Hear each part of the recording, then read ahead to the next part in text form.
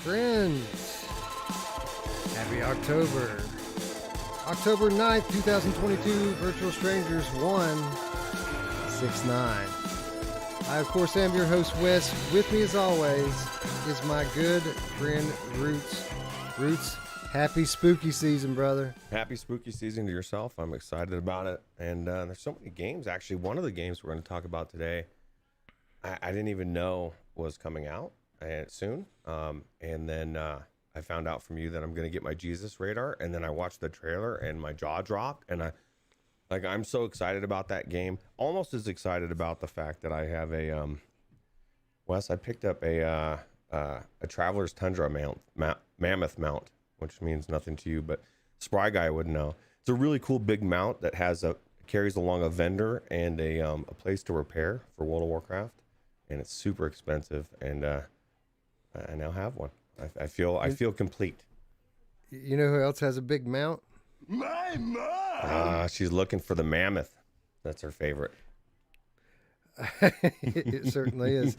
No, man. Happy October, everybody. You know, Ruuts, I'm completely in the spirit here. Like I can totally feel the season change, right? Like not only like in like the mood with regards to gaming and entertainment, but the literal seasons have changed here overnight. It's gone from like 90-degree days to like 60-degree days. And as short-lived as this time of the year always is, it's my absolute favorite. Yeah, I miss, like, this is what happens. I was just telling a customer the other day, I was wearing shorts and it was a little chilly out. And I said, I probably should be wearing pants, but I'm reluctant to acquiesce that summer's over, right? Because it's going to get cold. My job outside becomes less desirable. But what's the trade-off is VR becomes way more desirable because it's so hot. You know, I like my AC in my room is crap. And so a lot of times I just opt not to VR because it's so hot. Now I'll be able to get back in a lot more. And with all these mods coming out, like we were just talking about playing Hades, right? And Restream, or what is it called? Restream, or what's the name of it? Reshade. And some people call it hell. I call it Hades. I call it one of the best independent games I've ever played. And I never even really thought about playing it in Reshade, but now that you mention it, I want to do it. Super cool. Yeah, that's one thing that these kind of 3D injectors kind of get overlooked sometimes with them. You know, it's not always just like these first-person games or even the third-person follow-along games that work well, but these kind of isometric view games really translate well a lot of the time to 3D. And while we haven't tried Hades specifically, you guys did Gauntlet, right? And it was pretty cool. Yeah, Gauntlet was one of the best games. That was in, I think we played it in Vorpax or no, what was the other one we played it Helix. in? Helix Vision is what it was, because I ended up not playing it because it caused issues with me. Sometimes so I was trying to stream, sometimes it would cause audio issues, and so I ended up not using it as much, but it looked phenomenal. Like it was probably one of the best games looking 3D, exactly from what, like you said, everything top down. And Hades is one of the best games anyway, and MASH already owns it on Steam. So we don't even have to buy it. We can just, hook it up. Which is awesome. Yep. And then there's the side scrollers that also work well, like My Friend Pedro and Little Nightmares, which I'll probably actually end up revisiting at some point this month. My Friend Pedro is so cool. Yeah, it is. It is. I mean, it's really got that cool indie vibe. I mean, the gameplay itself isn't like super original, but the vibe, the motif, and kind of like the story that you're following along, kind of a one of a kind, right? Yeah, it's just super cool, man. I love those type of games. Dead Cells is another game that I would love to play. And I don't know if you've ever played that, but that's like a roguelite. It's just amazing. I guarantee it's a game that you would love getting into it, especially in VR. So. Well, here's the good news. Well, the good news is that there's a ton of shit to play, like spooky stuff that I haven't tried yet. Between the mods and Steam VR, if you go to like the Coming Soon on Steam VR right now, there's probably 5 to 10 games that are indie horror VR games. But to someone like me who's kind of a buff for that sort of thing, that looks really cool. The bad news is it's the 9th, and I haven't gotten started yet. Oh, shit. The month is a third of the way 3 gone weeks. now, and I've been so busy this last week with different things, and I'm back at work now. I haven't even had time to even dive into this week's games for Wednesday all that much, which, by the way, friends, we've got an awesome show lined up for Wednesday. We're going to be covering Runner. We're going to get an early look at Requisition VR, and we're going to look at one of the games we're talking about today, Fed 77, and I'm not going to say which, but we're going to have some keys to give away for at least one of those titles too. So if you haven't already, hit that red button, ring that bell. We've got a banging show lined up for Wednesday already. Yeah, I can't wait. Anyway, we can't wait. We can't wait because my friend here has a heart out. He's got some plans this evening, so we don't want to dilly-dally too much. Let's go ahead and say hello to our friends that are joining us today. Greg's VR says the days are zipping by this year for sure. Man, I don't know how to slow it down. Like literally, I want October to be 60 days, and it seems like it's like 17 or 18. Like it's not good, man. Yeah. Yeah, you need a whole other month, right? You want maybe we extend? Oh, we can't extend it because we're running out of time for the end of the year show. So we're hitting a crunch here, Wes. What is happening? Yeah, I've been thinking a lot about the 2022 show and what kind of direction we want to go with it from an artistic standpoint. You know, it isn't just, you know, in terms of awards and giveaways that we have kind of upped the ante from year to year. You know, our channel in general, production-wise, quality-wise, has gotten better from year to year. But now we're at a point where, you know, to kind of improve upon the 2021 show, it's going to take an effort, right? It's going to take some commitment and investment if we're going to do something better than we did last year. And it's not a small task. That's why our patrons and their support so important. And again, I want to shout out to our patrons, new and old, for the support. It's very, very helpful, and your contributions from over the last 12 months are about to come in real handy as we prepare for our end of the year bash. Yeah, I can't wait. So many games, games to give away. You don't want to miss it for that reason. Yeah, it's going to be crazy. We don't do a ton of giveaways. I mean, if a developer is kind and generous to us, we pass it along, of course. But it isn't something that we try to do on a regular basis here on our channel because we want to be more about the content than, you know, than the kind of, well, we've talked about this at length before. There's no need to dive back into it.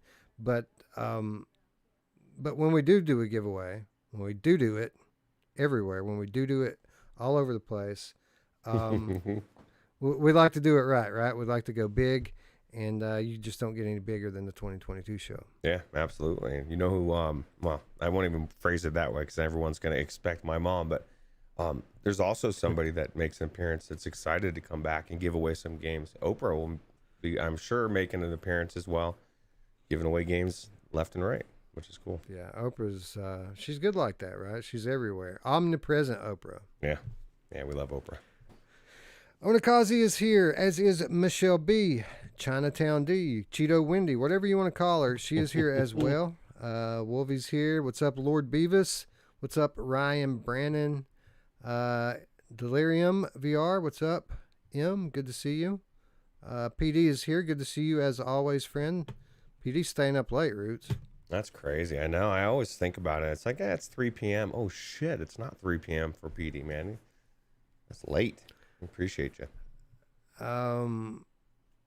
Anyway, by the way, I think the VR Crewcast is returning tomorrow. You're going to be sitting in with us tomorrow, Roots? I haven't even talked to you about this yet. I am. Actually, I just, because I was looking at one of the scenes you had was a Twitter. And I noticed there was a new conversation in that chat. And I was like, oh, shit. And then I saw that. So I just put in that I was going to be there as well. So. Yeah, I saw that too. Like a conversation from yesterday. I was like, oops. I'm bad about it. I never go on Twitter, barely ever. So, like, a lot of times I'll just go on Twitter right before, Saturday or Sunday just to see what's up. Like I didn't even know we weren't doing a show last week until last minute because of it. So, you know what's going to be fun about tomorrow is we get to speculate tomorrow. I mean, not only does October signify all the cool spooky stuff, but it's also MetaConnect time. Literally this Tuesday, 2 days away now from the annual Oculus event. And I'm not going to lie, Roots, like coming off last year's Connect, I think that show might have been the most disappointing Connect that I have witnessed since I became a VR enthusiast. Do you remember how devastated we were coming out of that one? Yeah, there's actually been a lot of those recently. You know what I mean? Like, just it makes you wonder. And yes, I am aware to anybody watching that I'm not currently present in this scene. I'm just fixing it real quick, Wes. I don't know. Like, there was two of you, Wes. It was like you were trying to take over everything. I was like, dude, I'm here. Let me be a part of it, please. Right. My plan foiled again. We fixed it. Yeah, no, I last year was crazy. It was like we got all hyped up. But I'm assuming we're gonna hear something new this year, right? We can't go to this thing or have this thing happen and nothing new comes out, right? It's funny, man, because literally here we are 12 months later, right? And our expectations going into this Connect are pretty much exactly what they were a year ago. And I'll just kind of, take everyone back. As we were heading into Connect 2021, everyone had their wallets in hand. Everyone was ready to pre-order because of speculation from our friend Bradley that we might see not only one new Oculus headset announced, but two new ones. If you'll remember, there was we were expecting a Quest Plus and a Quest Pro to maybe be announced with pre-orders for at least one of those. In fact, we were pretty sure that at least one would get a pre-order last year. And not only did this not come to pass, but, the gaming announcements that this event has become known for over the years were largely missing as well. So not only was there no big hardware reveal last year, but there was only about 5 minutes of game talk in the whole thing, which was just, again, it was pretty shitty. Yeah, it was definitely, if you took time off to do a show, you probably were not happy to do it. You know what I mean? It's one of those ones where you had an audience watching you thinking, what am I doing here? So.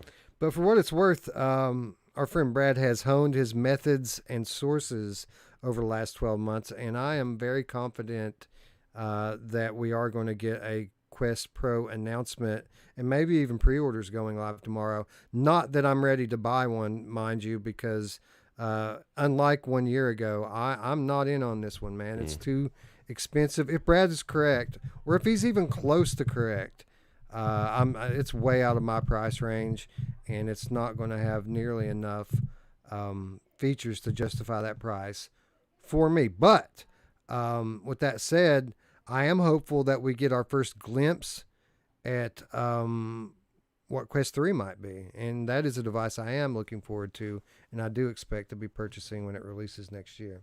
You don't think that's coming tomorrow too? No, I'm just kidding.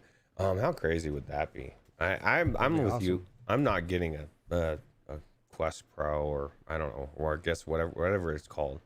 It's too much money, and we got the PlayStation VR 2 coming out. The economy's not the strongest anyway, so I'm kind of sketchy about that. And then I don't know, man. Like I enjoying my headset that I have now. There's no new chip in it. Like there's just so many reasons not to get it. The reason, which is AR, is the one reason. And I still think it's going to be gimmicky for the first year or two anyway. So why not wait for the next model? Do you think they're going to talk about any of those games that they announced last year? I mean, think about this for a minute. They announced GTA San Andreas VR last year, and we have heard zip since then. They've talked about an agreement with Vertigo Games to create 4 games for the Quest platform. We've gotten After the Fall, but we haven't heard anything else about those games. And then, Roots, how many years has it been since I even said anything about Splinter Cell? Like, What, 2 years now? 3? I've had some people tell me, and they act like I'm crazy, Wes. They're like, because this is my thought, because we haven't heard anything about it, and I'll say, well, maybe they're going to cancel it, and they'll say, no, dude, they're not canceling it. I'm saying, well, they canceled Assassin's Creed. Well, that's Assassin's Creed.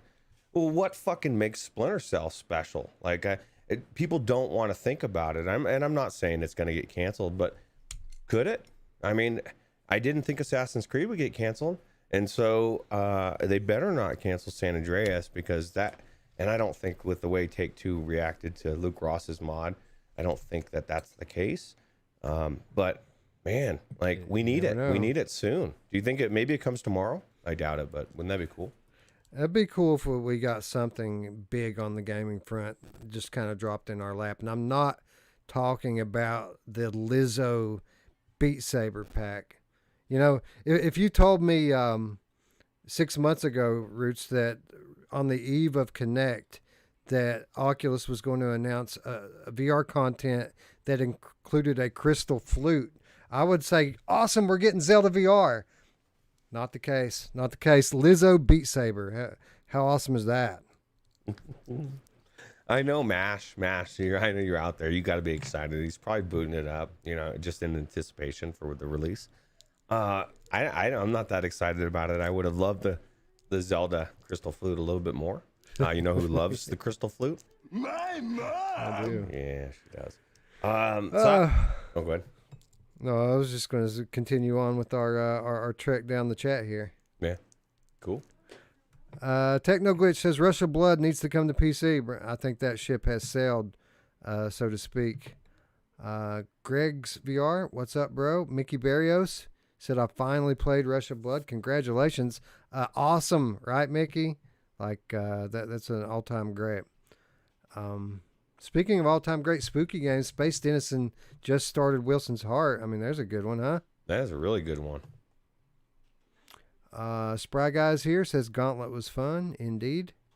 Funky Sloth in the house. Berber Cat's here. Kill Artist 1 is here. Paul Fennessy is here.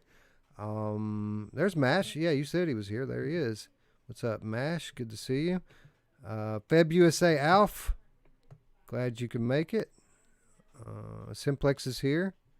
Hello, Simplex. Good to see you, friend. Techno Glitch says it just gives Pico a whole year to come up with a better Quest 3, I guess. Bet that will happen. F meta. This is the problem with that tech. If your business model or your way of coming up with what you're going to do depends on copying somebody else's model, you need them to come out first. Then you copy it, then you come out with it. How do you come out with something new and innovative if it wasn't released by Meta first? It's the chicken and the egg thing. Speaking of which, what timing for HTC to start teasing a new headset yesterday? Did you catch that? I did not, actually. Is it going to be made by Valve? Because that was No, the only honestly, good one they had, right?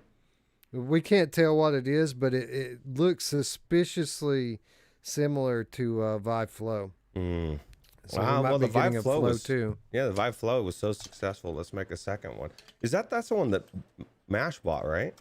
That's right. And literally, the last time I heard him mention it, which I think in the last year, maybe once or twice, was recently. Some game, I can't remember what it was, but he said, "Oh, that's a game I could actually." Yeah, what was it? Pringle, yeah, or Springle, yeah. Yeah, I could actually, I can play that on my. That's one game I can play on it because there's not much out for it. So, you'd think, man, that there would be some kind of use for that. Even if it's not gaming, like he's had that freaking set of glasses for a year, and it looks super comfortable for what it's worth. I think I would be making excuses to watch movies in VR or something if I had one of those things. Yeah, that's true. Especially the way he travels and shit. Like I'd take him on every time I got on a plane. I'd have that thing out. Yeah, be watching something, right? Yeah. Oh yeah, Decepticon in the house. Good to see you, friend. Lord Beavis actually donated $1 and it says it's successful in the medical field. We appreciate you, Lord Beavis. But I didn't think about that. That's true. Yeah, that's cool. That's interesting to me because they actually kind of the Flow was targeted as a consumer device, which isn't typically the case with It's backwards. with HTC product. Yeah, it's backwards, right? That's funny.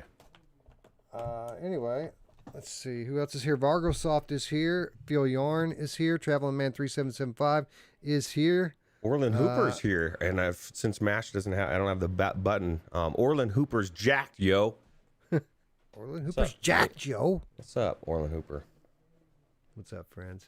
Anyway, those are who I saw. If I missed you, I apologize. Thank you, everyone, for being here. Roots, what say we get into some headlines, and why don't we start off by talking a little bit or a lot about everyone's favorite topic?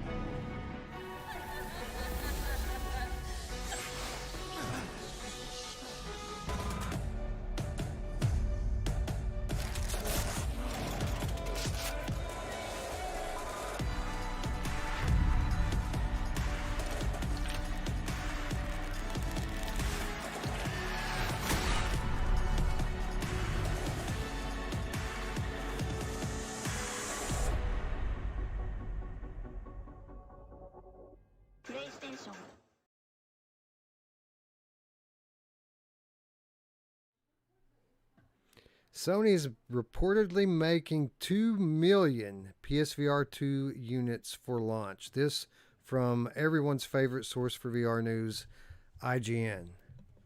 Sony appears to be expecting a successful PSVR 2 launch, as it's reportedly making 2 million units of the headset ahead of its early 2023 release date. According to Bloomberg, sources familiar with Sony's operations said the company is hoping to produce 2 million units between September 2022 and March next year. It's worth noting, while the ending of production in March suggests a release date of around the same time, it could also refer to the end of a launch window for PSVR 2. Sony's official release window for the headset is still somewhat vague, early 2023. Unlike most other bits of gaming hardware, Bloomberg sources said the PSVR 2 hasn't faced supply chain issues that have slowed production. In fact, Sony is reportedly in a position to adjust its production numbers depending on how the device sells at launch. The company is slowly releasing more information about its new VR headset, confirming most recently that it's designed to deliver a next-generation experience and original PSVR games will therefore not be compatible. Sony has also shared an early look at the headset's UI and, also on the software side, has confirmed that it will have more than 20 games at launch. While the likes of Ghostbusters VR, Resident Evil Village, and Horizon Call of the Mountain have been confirmed for PSVR 2, it's unclear if these will be among the launch lineup or released later. So Roots, maybe not a big surprise to a lot of people, but I would say at the very least that this report coming from Bloomberg, who again has historically been very accurate when they leak and speculate about an upcoming hardware launch, it's very comforting not only to hear that there's going to be plenty of headsets available when this thing launches in just a few months' time, but there's enough components available, at least currently, on the supply side that they could even further jack up production if the demand is super high. That's a relief, right? We're going to be able to get one. Yeah, it's exciting news. It's almost like we went back in time to 2019. We can pretend we're living a different world for this release anyway. I think it's super cool. I was even thinking this during the trailer. We're not even that far removed, maybe a month, 6 weeks from not knowing shit about it. And now that you're seeing a trailer that's explaining the technology, the same technology we've been explaining for a year, but had nothing to really back it up. And now Sony's telling the masses, this is what adaptive triggers are with our VR, and these are all the features, and this is why you want our headset. And it means it's happening, Wes. Like, you know what I mean? Like, we're living in a world where delays are everything. Somebody was just telling me recently they didn't get delayed on their airplane, and they were surprised, right? Because it's happened so much. I think it might have even been MASH. I don't know, but we're used to delays now, and I want this thing now. I don't want it a year from now, and I think it's coming in a few months. Yeah, it's been a long wait, right? Like, this headset literally should have launched 2 years ago in the grand scheme of things. It's easy to say that it won't be delayed, but it already has been delayed by a couple of years.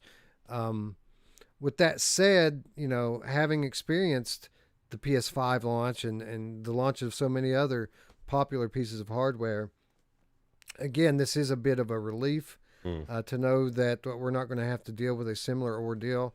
Hopefully, it's accurate. Hopefully, pre-orders are going to. Well, no, I'm pretty confident it's going to be accurate. I'm hoping the pre-orders are going to open up pretty soon. And I think that they could, man. I think that they could literally open up before the end of the month. Let's remember that it's not only Oculus Connect this week, but it's also PSVR's birthday this week, Ruuts. And what a better time could there possibly be to get the full reveal on the last few remaining details regarding this headset, and maybe even get a pre-order day. I better get ready. I need the pre-order ready. Oh wait, never mind. There's still no GD games list. Don't trust them. Wolvie says so. I'm not going to get it anymore. This is the thing, man. I'm convinced the games are coming. The games that they have announced, and the technology is what sold me. Like, seeing what's all in there, even playing what they've announced, which we know is Saints and Sinners. And maybe one of the titles we're coming up with, and Resident Evil 8, the Horizon game is enough for me to get this headset, and because of the technology, right? But I respect those that are waiting on the games list. Just don't wait too long. Oh wait, this article says you're good. Now this doesn't really address the hardware for the consoles, right? I mean, I know that they've been putting those out, and they're actually a lot more readily available now. But does this kind of go for the same thing, right? If people start buying these in mass and they need more consoles, are they going to ramp up production of those as well, do you think? They already have. They ramped up production on the consoles a month or two ago, and the numbers are starting to trickle through now to the sales reports. I wouldn't be surprised, Ruuts, if PS5s are available on store shelves for Christmas by the end of the year. They've jacked it up that much. And I mean, I even got an email yesterday telling me that, or it was a couple days ago, that if I wanted to order one, that I was going to have an opportunity to order one this week. Oh, so like, are you going to get? I've already got one. No, I don't need one. But, well, if you want two headsets, aren't you going to want two headsets eventually? I think that we will. Honestly, I think I will end up having another PS5 and a second PSVR 2. That's exactly what happened the first time around with PSVR. But yeah, it's going to take getting it on my wife's face to make that happen. So that'll be next Christmas. She's going to turn to you and say, we got to get this first minute. You're like, dude, we're doing it right now. Yeah, let's do it. I can't wait, bro. Like, this is everything for me. And those people out there who aren't convinced yet, I'm done trying to convince people. Like, if you can't see it, then fine, don't buy it. I don't. I think a lot of these people just don't want to be convinced, or they'd rather not, which is fine. They can keep playing Quest games and have fun with that. If anything, I am a platform agnostic VR gamer. I love all VR, and if you prefer to the wireless to high fidelity, then more power to you. Yeah. I hope you love it. I agree. Anyway, let's talk a little bit about the features, as we got a new headline regarding the way the accessibility features are going to work. Another next level feature on this next level headset. This story coming to us from GameRanks. It says PSVR 2 advanced accessibility feature shown in a new patent. The virtual space will soon become more inclusive. Audiences got their first look at the PSVR 2 back in January of this year during Sony's conference at CES. It lists upgrades when compared to the original VR headset was staggering, including HDR OLED display, 2000 by 2040 pixels per eye, allowing players to enjoy a field of view of 110 degrees. Setting up a camera at just the right angle will no longer be necessary, as the new hardware will feature 4 cameras on the headset itself that will track a user's space without an external device. Of course, the headsets will also track the player's eye movements. Most interesting to prospective buyers was the promise of haptic feedback. According to Sony, players would soon be able to, quote, feel a character's elevated pulse during tense moments, the rush of objects passing close to the character's head, or the thrust of a vehicle as the character speeds forward. If that wasn't impressive enough, a new patent filed by Sony implies that those with physical disabilities or a limited range of motion won't be left behind. Hold on, a crappy ad just popped up. I hate those crappy ads. Yeah, I'm going to start that sentence over again now. If that wasn't impressive enough, a new patent filed by Sony implies that those with physical disabilities or a limited range of motion won't be left behind when the new hardware launches sometime early next year. Rather than asking players to provide information themselves, the PSVR 2 will allegedly track a user's movements to make the needed alterations to the headset settings. To put it simply, the system will keep track of the objects a player interacts with inside the virtual world. By doing so, it will understand the player's range of motion and how easily they can navigate the digital environment. I swear, another fucking ad. That's so shitty, man. All right. Do you have ad pop-up blockers? Yeah. I think I keep accidentally scrolling over things that are popping it up because I have it all compressed down. Anyway. To put it simply, the system will keep track of the objects a player interacts with inside the virtual world. By doing so, it will understand the player's range of motion and how easily they can navigate the digital environment. In a recent interview with Bloomberg, Sony expressed the belief that PSVR 2 would prove to be much more popular than the original PSVR. Those in the loop have claimed that the company would have 2 million units produced by March 2023. Production of the units is said to have begun in September, with the current supply chain issues seemingly not causing any major hiccups. The article goes on to give a little bit of history of the original PSVR platform, but I think we already got the crux of this article. Ruuts, at least to some extent, there's going to be some AI or maybe an algorithm at play here that is going to take people who maybe are not completely disabled, but people who are kind of partway there, people who have restricted motion and movement, and the system is going to conform to those players' needs automatically, which again, as it has been the case with literally every other thing we've talked about with this headset, it's next level, right? We haven't seen stuff like this at play in VR yet. How cool, man. There's a lot of people that have said that they've put their kids in there that, you know, in VR that maybe, you know, or have Down syndrome or have some kind of a disability, right? But they love it. Like, and it's like, therapeutically, I mean, I just think that's super cool, man. Like what a great technology, right? It makes it seem like, even for someone like me who, I'm not disabled, and my movement isn't all that restricted, but I typically play seated a lot, right? So I'm thinking, like, if this is how the user interface is going to be structured, I'm not going to have to go looking for, seated mode anymore, or seated, or those types of settings. That the game is just going to know coming in how I prefer to play, and it's going to set the game up for me. Like, we're not going to have to go in anymore to comfort features so much and set everything up. It looks like the software, the system firmware, is going to kind of create a profile for each individual, and then kind of mold the settings around or around our preferences automatically.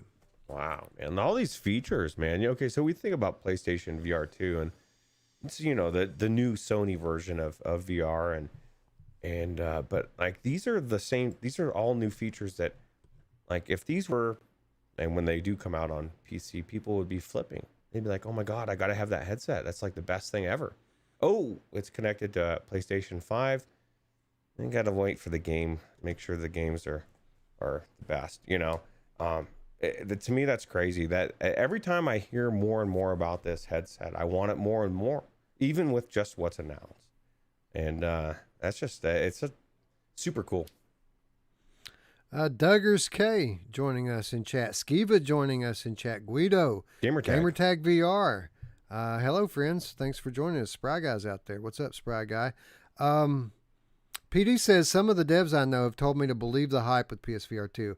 And I can say precisely the same thing. Like, not a lot of developers are willing to talk about it because Sony is rather strict with their NDAs.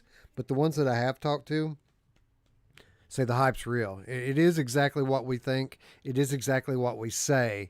It's next level. Yeah, I can't wait. Yeah, I can't either. What's up, Silver? Good to see you. Do you think those settings could be buggy?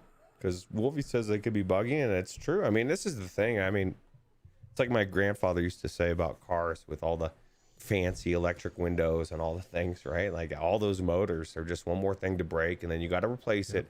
And so that, I mean, maybe it could be kind of weird.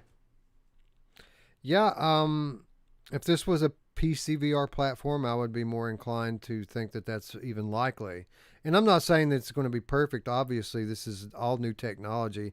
Nothing is ever perfect. But typically, history has shown with console platforms and PlayStation platform in particular, that if something is like heavily buggy, that it just won't be released until it's ready. This is not Oculus Link or Air Link or whatever, man. You'll never have that kind of an issue with regards to system software having bugs not worked out prior to launch. They've had 2 extra years to iron anything out too, right? Like, they were, I mean, not 2 full years, but it's definitely been pushed back quite a bit. So Phil Yarn says, I am terrified that they haven't released the pricing yet. Yeah, it's getting scary, isn't it? Like, I still don't think that they're stupid enough to repeat the mistakes that they made with PS3. Like, they're not going to put $600 on this thing, I don't think. But they could. You don't get it? Your $600 is a hard out? Oh, of course I get it. Yeah, I'm getting this like thing. You $1,200, I'm getting it. I'm going to be bitching the whole time, but yeah. Anything sub $1,000, I'll probably say it's a lock for me.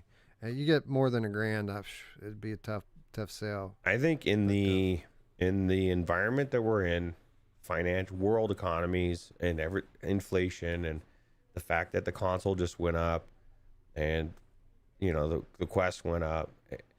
If we went back 3 years, 4 years, there's no fucking way, man. There's no way. But that's what's everything. All these predictions we all make, it's like we go back and we're basing it on like old expectations of normal times, and so it very well could be $600 for those reasons.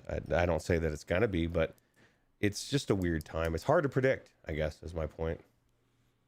Yeah, Tatum says I've been saying $399, but I wouldn't be surprised if it comes in at $499. I'm still kind of in that boat where I think that it would be a dire mistake to price this thing at a higher price than the console itself. That would be kind of stupid. Yeah, this is such a new technology though. But I agree. I would rather it be at min or max 500. More like 4. Mickey Barrios says, I got my VR Airbridge on Friday, but it's unusable. Lots of lag.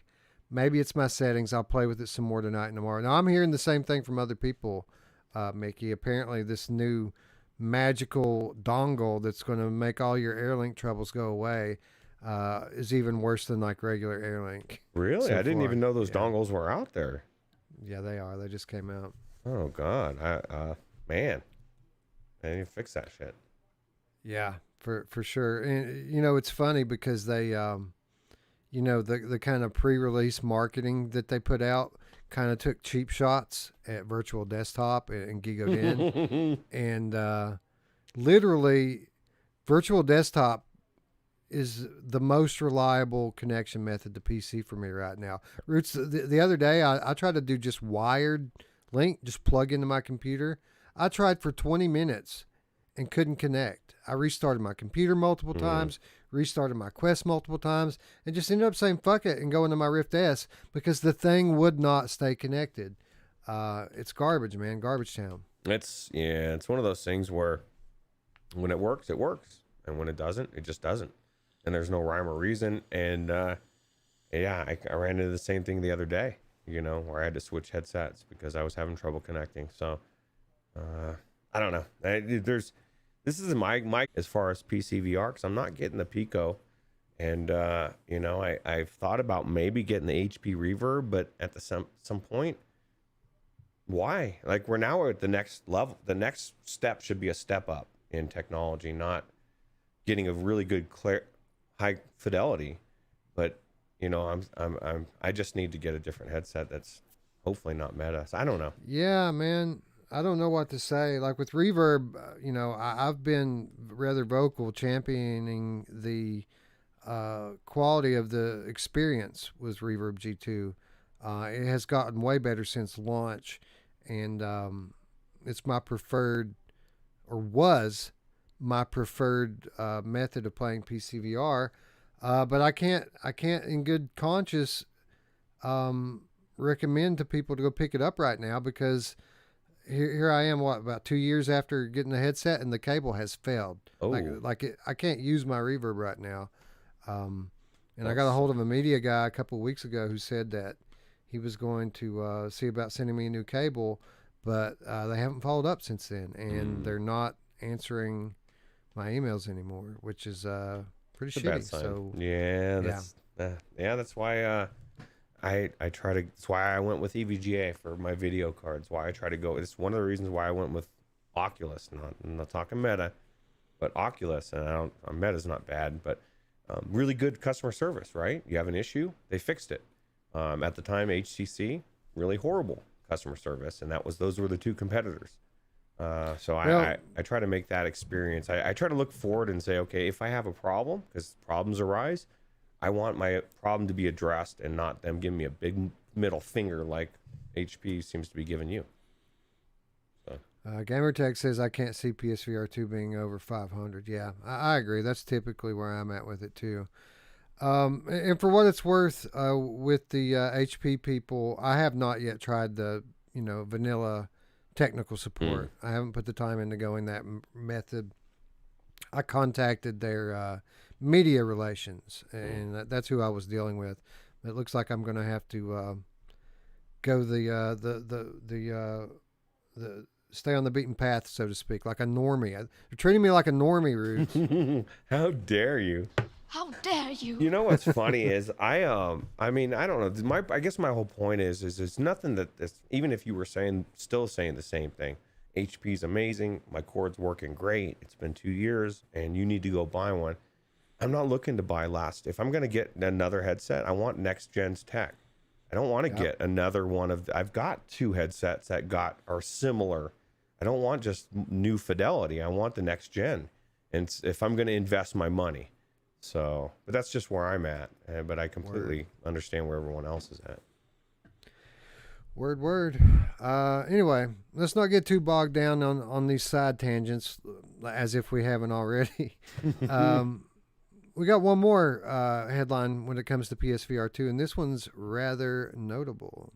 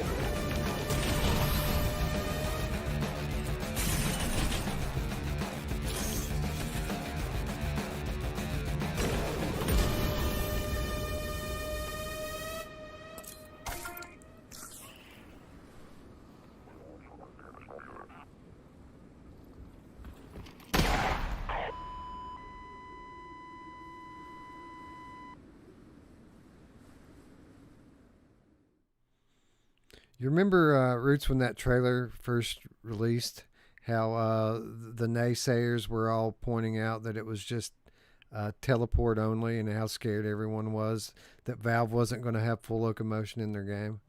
Yeah, that's ridiculous, right? I do remember that, and everyone freaked out, and then they found out, oh, no, it's good. It's good. Yeah, that's fine. It's beyond good. Yeah. It's great. It's the best game ever. Anyway, Half-Life Alyx coming to PSVR 2, the rumors so far, this from mixednews.com. Will Half-Life Alyx be released for the PSVR 2? There have been quite a few rumors over the past year. This is the story so far. Half-Life Alyx is considered one of the best VR games of all time, and thanks to the power of its name, even gamers who have nothing to do with VR are taking notice. The game was released in March 2020 for PC VR compatible VR headsets and exclusively on Steam. But even back then, Valve designer Greg Coomer hinted that it wouldn't necessarily stay that way. The initial release of Half-Life Alyx will, quote, only be available for Steam VR, Coomer told Push Square. When asked specifically about PlayStation VR, the designer said, "We believe Sony's VR platform has been a huge success for the medium, and we assume that lots of Sony customers would love to experience this new chapter of Half-Life."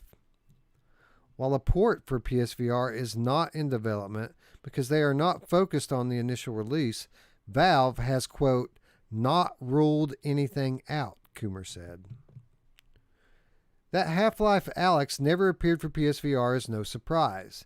The PS4 Pro simply lacks the power to implement Valve's vision of Half-Life Alyx. Since Sony announced the PSVR 2 in February 2021, the question has been whether Half-Life Alyx will be released for Sony's new VR headset. It would be a win-win situation. Valve could earn more from the game, and Sony would have another system seller for PSVR 2. An agreement with Valve would not be that unlikely. After all, Sony has already published several big first-party titles on Steam. In early 2022, Nick, and I don't know how to pronounce this guy's nickname, Nick Special Baker fueled how dare he, Ruuts? Special. How dare you? Nick Special Baker fueled rumors of a Half-Life Alyx for PSVR 2. Baker is considered a well-informed source whose predictions have often proved to be correct. On Twitter, Baker responded to whether Sony and Valve would be able to strike a deal regarding Half-Life Alyx. From what I've been told, they have. I'm not sure when it's happening, though. I thought that this was one of those open secrets. So that's what Mr. Baker had to say on that. Just a few months before the launch of PSVR 2, there are now new rumors surrounding Half-Life Alyx and PSVR 2. The website, theleak.co, refers to a trusted source that confirms that Half-Life Alyx will be released for PSVR 2. Negotiations with Valve took a long time, but eventually an agreement was reached. Sony has since secured the licensing rights for a 2023 release of the VR game. However, Alyx will not be released at the VR system's launch early next year, the source said.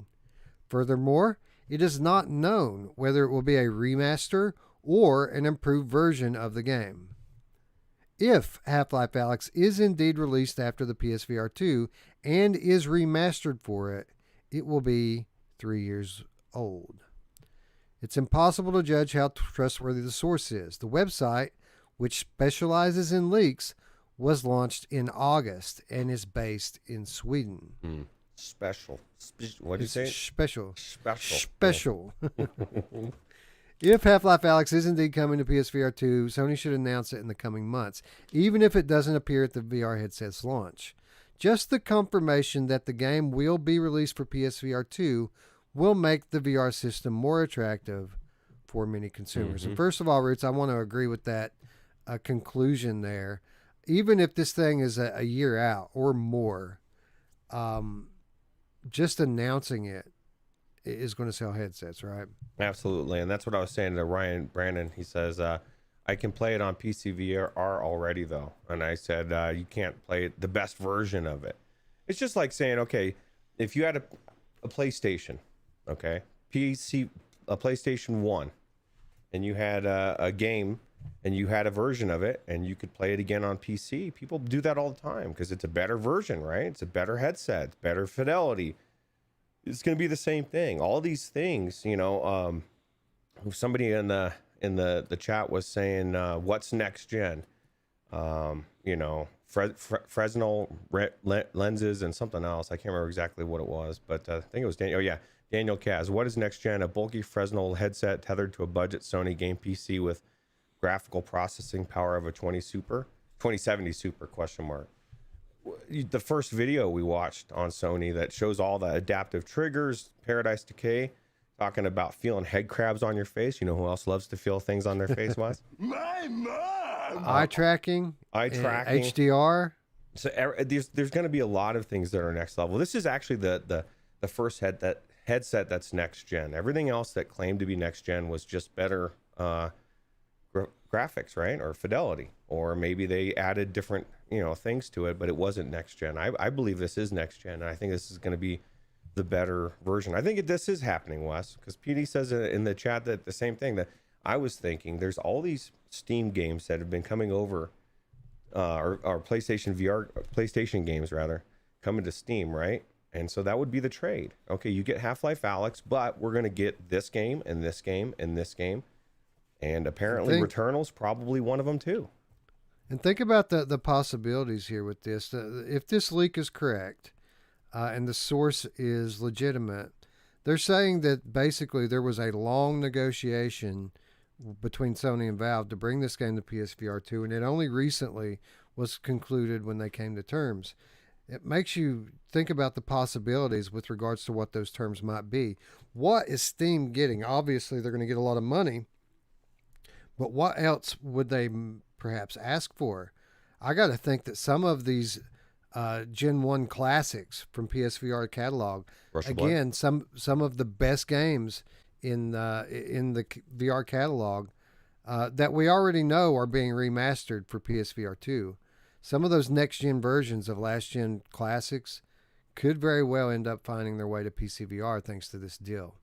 And I think that's a big deal, and I think that's a win-win for everyone. I think that PCVR stands to gain a lot from the success of PSVR 2 because of stuff like this. How crazy would it be if part of the deal was that they were going to allow all these PlayStation VR games to come over to Steam, but they were going to be for PlayStation VR 2 headsets only connected through Steam?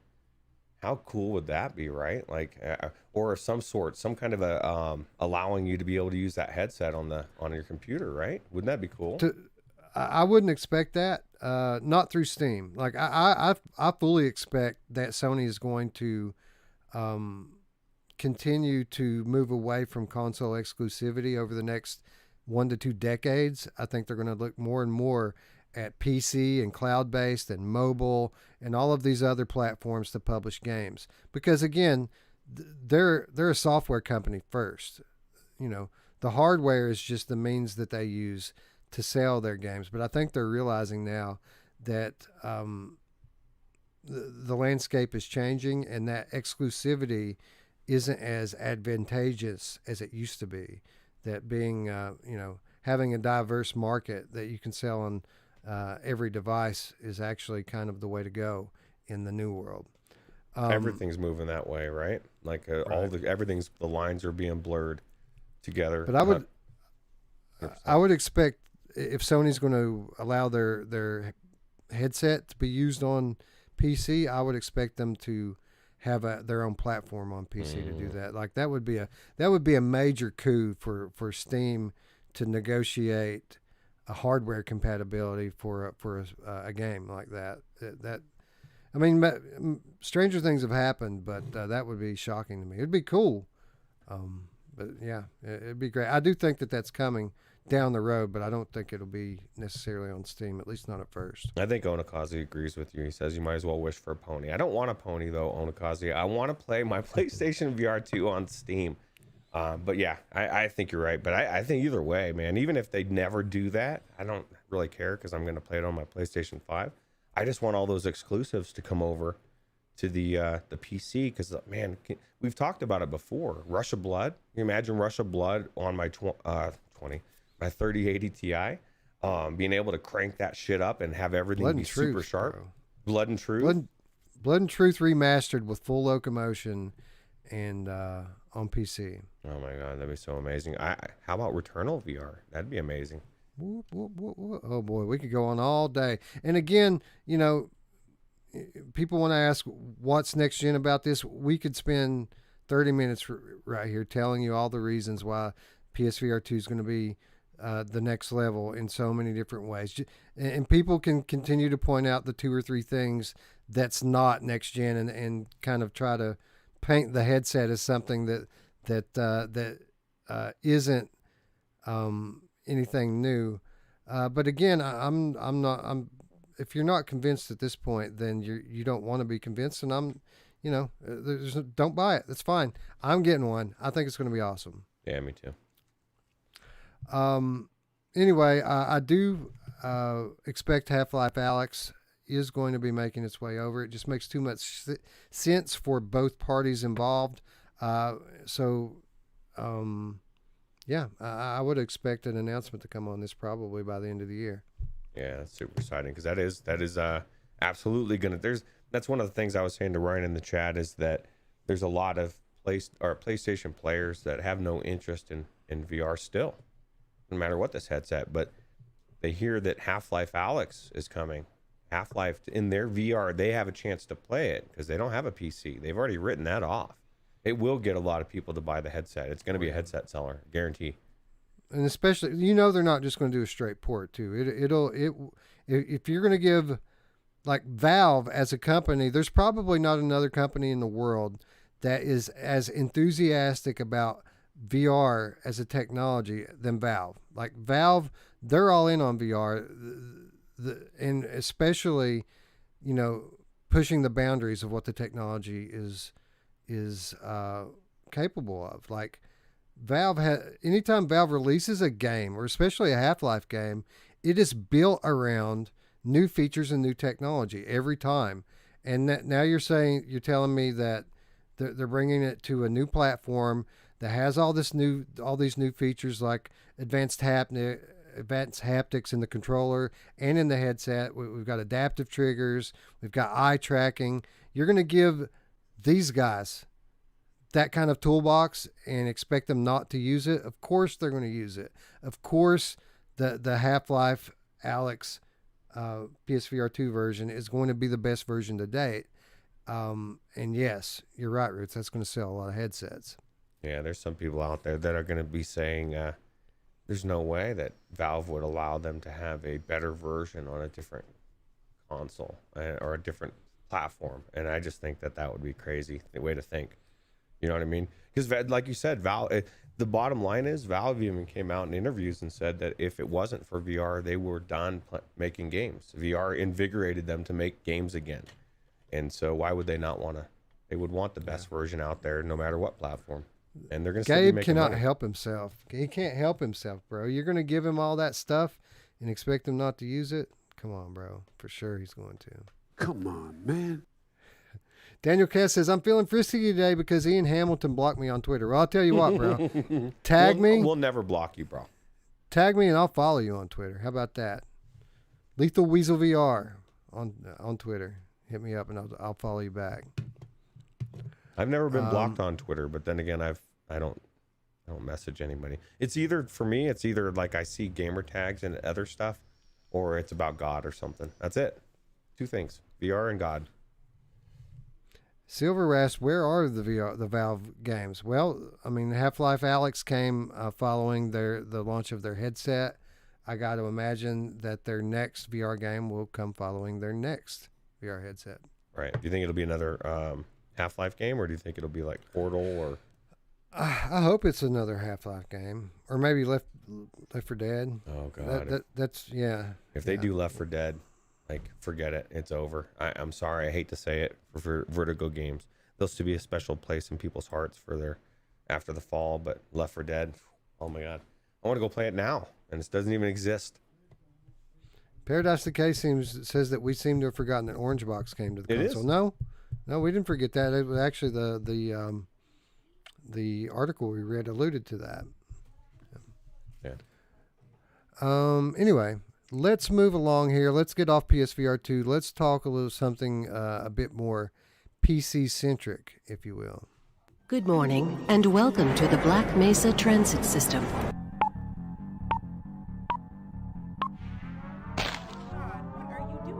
The Black Mesa Research Facility is an equal opportunity employer.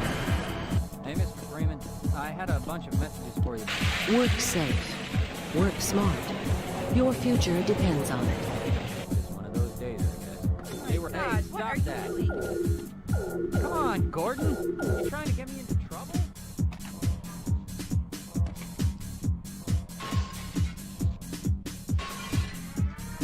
Ah, Gordon. Here you are.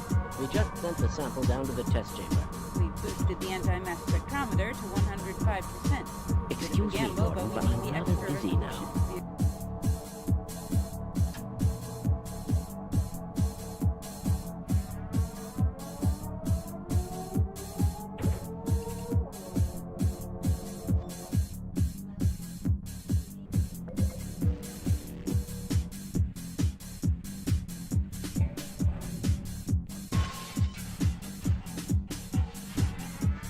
Current topside temperature is 93 degrees.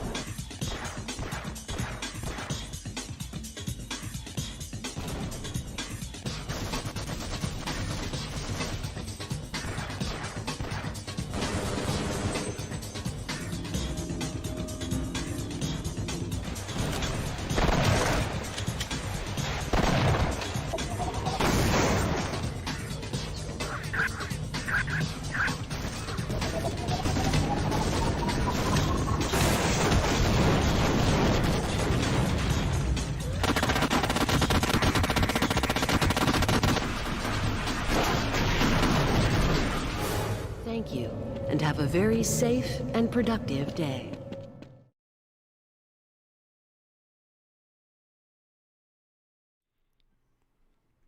Unofficial Half-Life VR mod is coming to Steam October 19th. This from Scott Hayden, Road to VR. Much like the recently released Half-Life 2 VR mod, Valve is soon giving its blessings to another third-party project that this time brings VR support to the original Half-Life from 1998. Steam doesn't show exact timing, so it appears that Half-Life VR will release in the evening on the 19th in the Americas, while it will be early morning on the 20th in Volmer's native CET time zone. As many of our readers are based in North America, we have updated the headline to reflect this timing. The original article follows. If you've played Half-Life in VR before, it was probably thanks to the Half-Life VR mod by Max Volmer, who started back in 2017 to bring Valve's iconic action-adventure shooter to the first wave of consumer VR headsets. Now, Volmer is getting ready to launch Half-Life VR on Steam starting October 19th. The mod is free. However, it of course requires you to own a copy of Half-Life to play, which can be purchased by itself for $10 on Steam. You can also get it through a number of bundles that, thanks to dynamic bundle pricing, could nab you the game for even cheaper depending on what you already own. Volmer says the mod is, quote, highly configurable and supports all past, present, and future VR hardware by utilizing SteamVR's VR input system. It also allows you to play seated or standing, using free locomotion or teleport, touch buttons, grab levers, physically climb ladders, and melee baddies with every weapon in the game, especially the crowbar. The mod smooths some of the flat screen game's rough edges, with the addition of refined models and textures. However, players can also enable a classic mode, which lets you experience the 1998 era graphics in all of their glory in VR. All of their glory. I doubt it. All their glory. Yeah. Volmer says there's a few areas that will be the focus of updates in the future, including two-handed weapon handling, gun stock configuration, forward pulling with controllers while crouching, stair-step smoothing, proper main and configuration menus in VR, and proper teleport arc. Half-Life VR mod arrives on Steam October 19th. However, if you can't wait to mess around with it, you can download Volmer's own installer and start harassing head crabs with a crowbar right away. So, Ruuts, exciting news, especially if you're fans of the Half-Life series, that this is coming to Steam. It's an unofficial mod with official support from Steam, much like the recently released Half-Life 2 VR mod, which we have raved about, being by far the easiest to install mod we've ever seen. Now, this specific mod has been available for some time, not only on PC, but also on Quest, and we haven't played it yet. Because let's be honest, we weren't Half-Life fans. I mean, I'm fans of all the Half-Life that I've played in VR, but I wasn't originally a fan of the game, nor were you. And this is a 25-year-old game that looks like a 25-year-old game. I get the excitement from fans, and I am going to try it out when it hits Steam. But I don't know, man. I'm taking a wait-and-see approach here. Yeah, me too. Well, I'll tell you what. Story, gameplay, absolutely. 25 years old. Doesn't matter. Graphics, I'm not dialing back the time machine to watch the 1998 graphics for nostalgia reasons. But then again, I guess that's one of the things I liked about the Diablo 2 remastered or whatever. They actually had a button you could toggle between the two, so you could see how much it changed in the last 15, 20 years or however long that game had been. So I think if they did something like that, it'd be kind of cool. I'm not going to play it that way. I was telling you during the trailer, I'm hoping, and I'm sure somebody's going to do it. I want the high resolution textures, the high def textures, the 4K and stuff. And then I'll be going in there. Absolutely. Because, I'm sure the game is fun. I'm sure the story's fun to play through. I can't do it for the way it looked in 1998. And for what it's worth, we've played games like this before, ports of older games into the VR headset, and 10 times out of 10 it looks better in the headset than it looks on a flat screen. True. So I'm sure that once we get in there and get a little 3D depth going on here, that it might not be all that bad visually. But facts are facts. This is a classic adventure game from Valve. This is the original that started it all. A title that has been well renowned for years. So even if it does lack a certain bit of graphical fidelity, I'm sure there's going to be lots of merit to this title with regards to story and gameplay. Yeah, absolutely. Absolutely. Mepper wants to know if the 19th is a special day. It's the day that Half-Life VR comes out on Steam. Special. Super special. It's the day after my wife's birthday. Oh, hey, happy birthday, Shell. Yeah, a little early, though. I think I'm 9 days early. I know what I'm getting her for her birthday. Oh, Happy yeah, birthday. dude. Half-Life VR. There you go. Half-Life VR. I've already $10, less than $10. It's free. Bro. Oh, that's right. Well, but the game's not free. So I might even have that in. I might have already picked it up in one of these bundles. I know they put them on sale all the time. I think one of us between the three, and that's the beauty if you have family share. You don't have to own the game. You just have to get the files, download the files, and then you're good to go. I'm not sure. Like with Half-Life 2 VR, you've got to own the original game to install the VR mod. After you install it, do you have to keep the original game installed on your hard drive, or will it work even after you? I would imagine you do, because it's probably doing is it's injecting that mod's injecting into that game, and so it's like loading that game with it. So if you download or deleted the game, then it would not have anything to access, right? So what a time for Half-Life fans, man. Literally, we've got Half-Life 1 now. We've got Half-Life 2. It's already been confirmed that Half-Life 2 episodes 1 and 2 are going to also come to VR soon through the same mod. And then you've got the follow-up, Half-Life Alyx, which is made from the ground up for VR. Like, literally, all of Valve's classic Half-Life anthology is going to be playable in VR soon. And I think not only does that, and by the way, completely downloadable all on Steam. I think it bodes well for those of us who are hoping that the next Half-Life title is also going to be a VR title. I think that Valve is pretty much showing us how committed they are by allowing these third parties to go ahead and adapt their earlier titles for them. And they're also showing the entire industry how easy it is to do and how successful it could be. So other developers, big companies are going to follow suit. Now, the people that are really screwed are the indie people that are bitching about these mods and saying, like this is screwing the new people coming into VR and all that stuff. It's it's raising the bar, right, for VR. And so because these games are amazing, and now we're going to be able to play them in VR, and it's going to be harder to go to some of these cooking games that Mash Daddy got caught. Did you hear that in the chat? Somebody said they saw Mash Daddy in a cooking game earlier, and then he tried to say it was a different Mash. We know it was you, Mash. We know it was you. He secretly plays Garden of the Sea every night. Yeah, and Beat Saber. He's like, every night he gets off. He's like, I got to go to bed. He's like, turns his notifications off so nobody can see. And he plays on Beat Saber. It's Lizzo time, bro. Lizzo. That's right, Mash. Oh, well. Anyway, it's a good week for mods. Somebody in the chat mentioned Bendy and Ink Machine VR mod. I think that might already be available to people who follow on the Patreon. I'm not 100% sure about that, but I saw an announcement on that one last week. Which looks cool, by the way.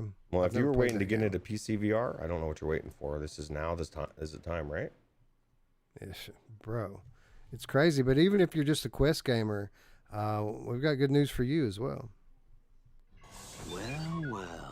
shield generator. These blaster rifles are going to be the end of us. Mine works fine.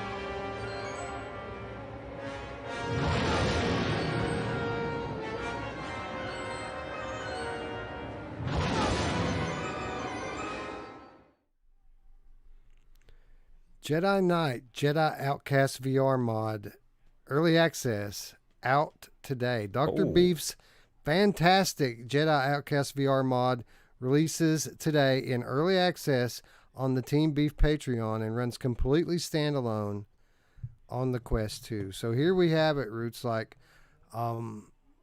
we had a really good time playing Tales from the Galaxy's Edge a couple weeks ago because up until now, it has been the closest thing to that coveted full-blown Star Wars adventure in VR. And I've never played Jedi Outcast, but I think this might be it, Roots. I think this might be the adventure that we've been waiting on for years at this point. Yeah, that's crazy. I just can't believe how amazing that looked. And, you know, it is amazing as the other Star Wars games have been in VR. They gave us that taste, but you felt like you wanted to really get into an actual game and be a Jedi, and this is it. And I hope Tech is right. I think I want to fight Vader, and I couldn't believe that slow-mo mode, Jorillo. I that was crazy, dude. That does look amazing. Everything about that is crazy, and it just shows us the I don't know why my phone's beeping on me. It's just shows you how far we are down this rabbit hole. Everything's coming now. Full-fledged Star Wars adventure, like you were saying. It's finally here. Yeah, I've been having a bit of a dialogue with our newest patron, Simplex, about the 2022 show and, you know, how, you know, the mod awards are pretty much going to be the most, you know, for Exciting. lack of a better term, yeah, it's going to be the most competitive award on the entire thing, even more so than VR Game of the Year, I feel like, because I think mods are the story of 2022. And, you know, Simplex initially made the comment like, you know, it's going to be a shoe-in for who's going to get VR Modder of the Year. But then upon, you know, analyzing that statement, we both kind of agreed that that's not necessarily the case. There is no lock on Modder of the Year. We've got Luke Ross, who's done a billion great mods this year. We, of course, have Prey Dog, who's done all the Resident Evil stuff and is working on the Universal Unreal Injector mod. You have Raiku Parda, who did Risk of Grain 2, and a host of other mods which continue to release. Even this past week, I think Raiku Parda put a new one out. And then we have Dr. Beef, who's doing stuff like this and did Doom 3 Quest and so many other, you know, Quake and a lot of these boomer shooters. These guys are basically attaining rock star status within the VR community, and I think that they deserve every bit of the recognition that they're getting. This is literally VR magic. Yeah, absolutely. And I think you should go to their Patreon. Wolvie was asking how much it is. I don't know how much it is, but Wes and I were talking during the trailer, and they're doing it right. They're not hiding their games behind a paywall. They're giving you advanced access. But, you know, somebody else, like if you don't know somebody that has the Luke Ross mod and you're not a patron, you're not going to play it. You know what I mean? So it kind of sucks. These people are a little bit more open. I like this model better. You know, let people support you that believe in what you're doing. And I guarantee they're making money. And the beauty is that it's not all about right this minute. I'm assuming most of these people eventually will create their own company or be bought out by some big company and become a part of a team. That's just what happens, right? It's kind of like you're creating this portfolio through everything you're doing for free or through this patron, and then all of a sudden you're bought by Valve or whatever as a team to build games or who knows what. So super cool. Simplex says maybe all the modders should get one award for being awesome. So what we typically do with the awards, you know, we have so many of them, we can't give a full discussion to every award. So, you know, we'll do 3, 4, 5 awards where we just read down the nominees and then we name the winner. And then in the case of something like this, where we feel like every nominee deserves to be recognized, we'll do a discussion segment around it. So I can pretty much tell you that that's going to be a lock here, that when we name the VR modder of the year, that it's going to be a discussion segment. We're going to talk about each one of these modders and their contributions. And for what it's worth, there's still a lot of year left. I mean, these mods keep coming out heavy. Of course, if the Universal Injector launches this year, that's going to be a game changer. Right. But, you know, Team Beef still has their hands in a lot of kettles as well. And then that's not even to mention the Vulcan mod, which we haven't even played with yet.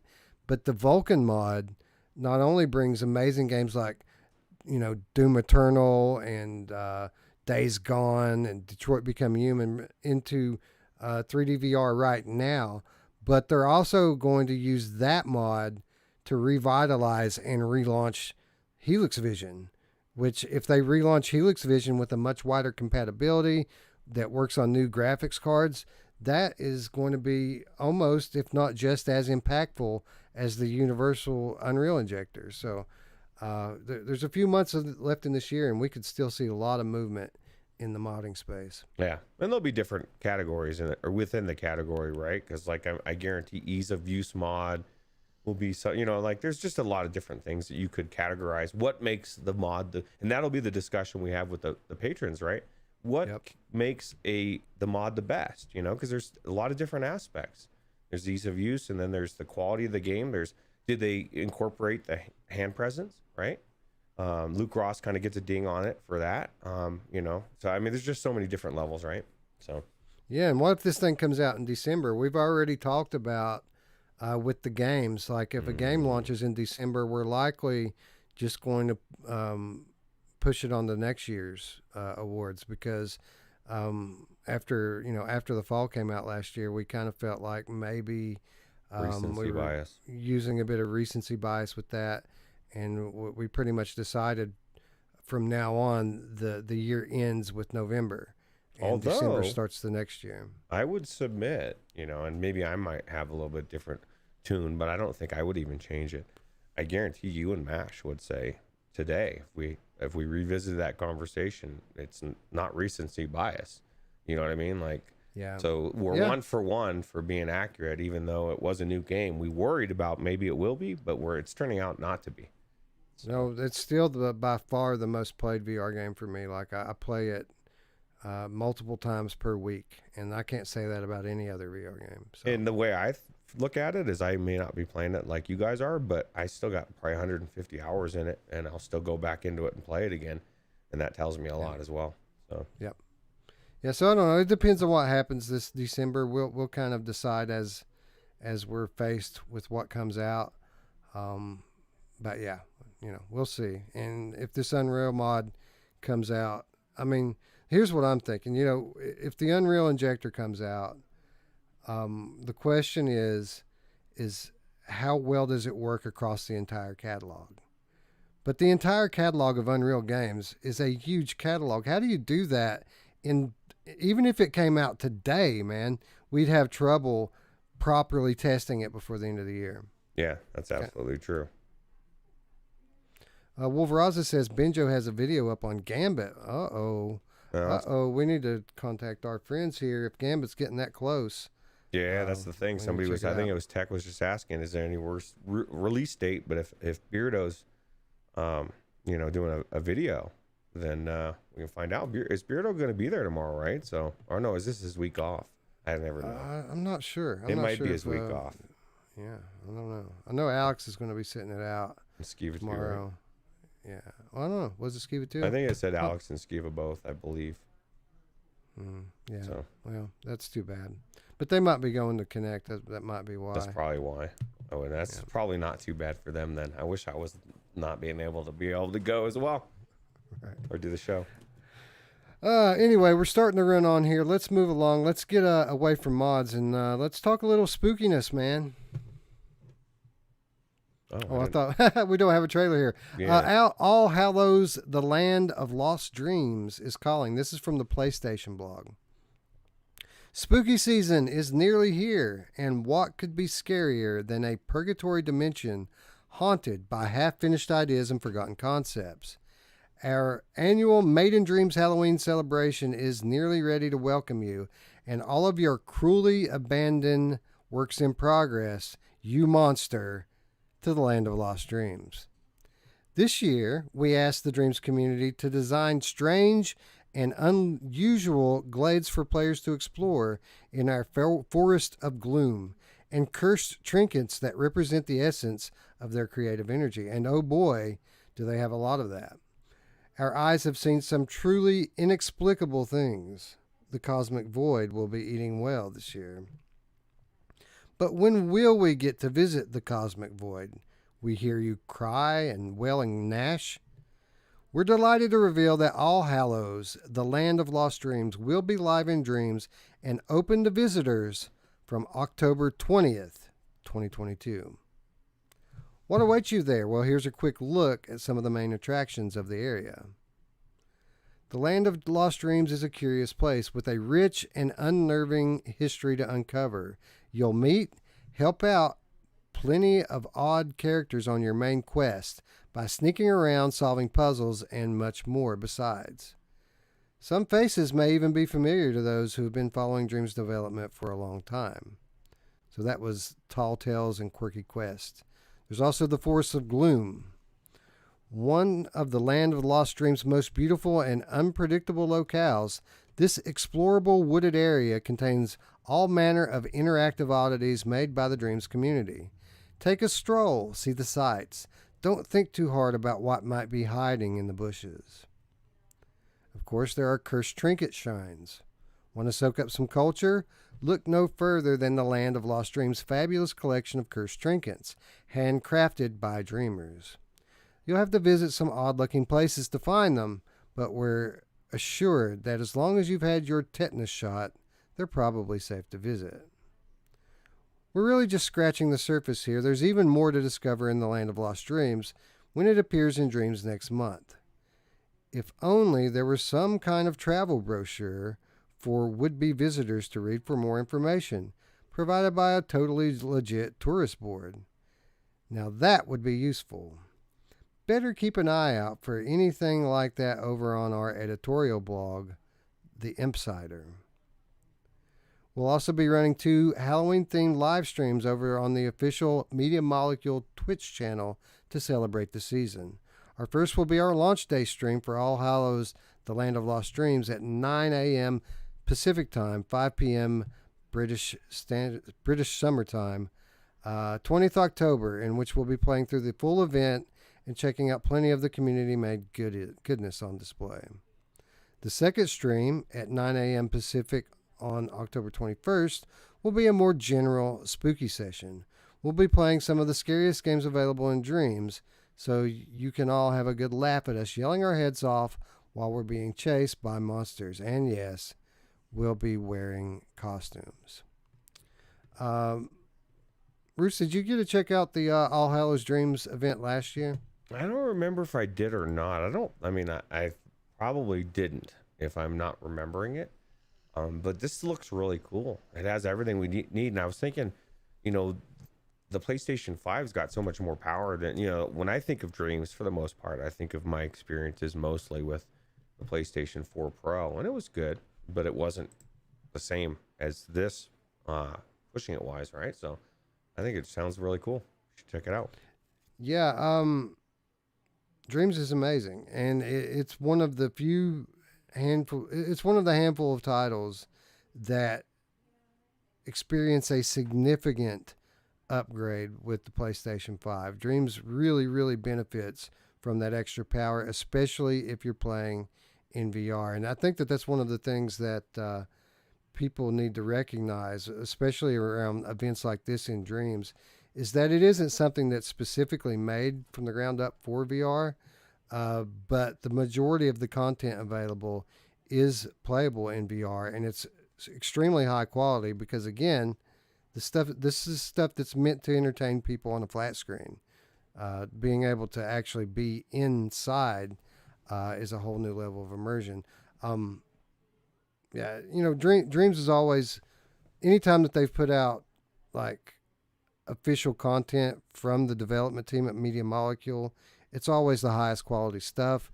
Events like this are a mixture of official content and community-based content, but even the community-based stuff is curated here. So I assure you, there's going to be more content here than you're going to be able to play during the limited time that this event goes on. Last year's event was probably the coolest thing I've ever done in Dreams. So I'm very much looking forward to checking this one out. Anyway, looks like we have one more headline to get into before we get into this week's reminders. And this one, Ruuts, is one that we have been following for a very, very long time.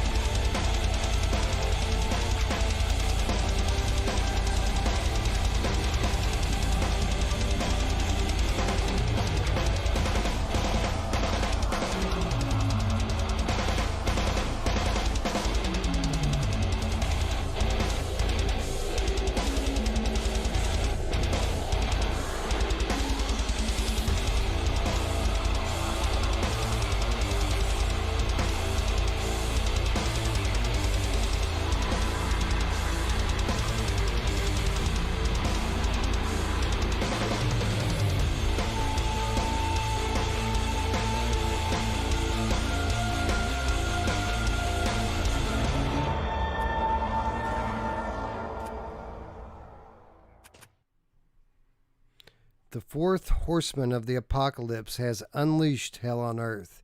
It's down to you to clean up the mess. Beasts Shall Rise is an action-packed VR looter-shooter roguelike horror with full freedom of movement and immersive AAA quality visuals. Roots, this title first came on our radar, probably 2 years ago? And I think since then, there probably hasn't been a month go by that we haven't mentioned this game in some form or fashion on our show. We have been waiting for a very long time for this zombie shooter to finally drop into our lap, and I'm happy to announce that the time is nigh. This game will be launching into Steam Early Access before the end of this month, per the developer. Yeah, man, it's time. Excited to finally get this one. Perfect timing, right? I love the fact that he was running around with his Jesus radar. That's what this game became to me, the name of it. So much so that I couldn't remember the name. Now it's so Beast Shall Rise. What an amazing it just looks really good, especially the outdoors worlds. It looks really amazing, the graphics and stuff. So I'm looking forward to this. I think it's going to be a fast-paced, crazy shooter and immersive AAA quality visuals. That's what the description says, and I agree. I think that's the reason why it's taken so long to get this title. This developer, and by the way, this game comes from a single developer. This is a one-man team, but this is a guy with over 20 years of experience in AAA game development.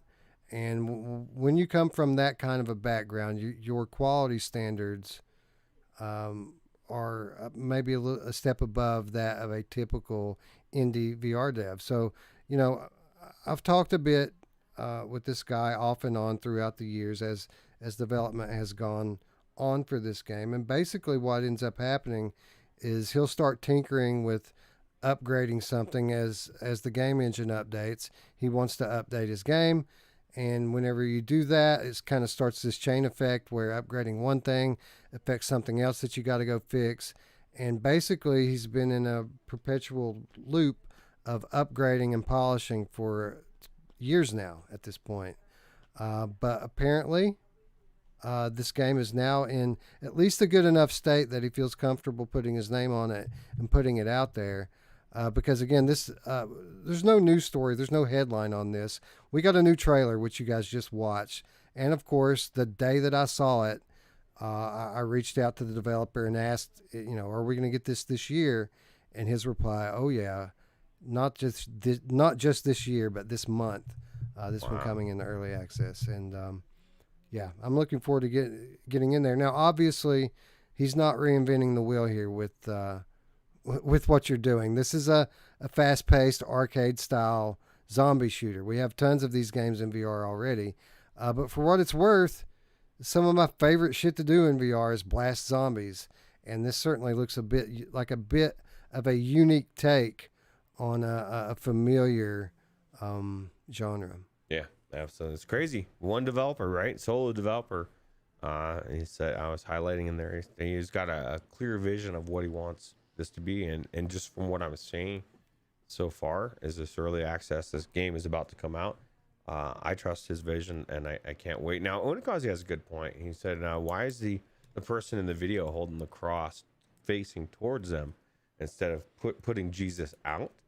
And, unless it's for inspiration or something. But I carry my cross on the inside, Wes, on my heart. But I just think it just looks really cool. I can't wait to get in there. Yeah, that might be something that you might want to give him in feedback. This is early access. Maybe like a thumbstick click or something can spin the cross around and change the functionality of it in game.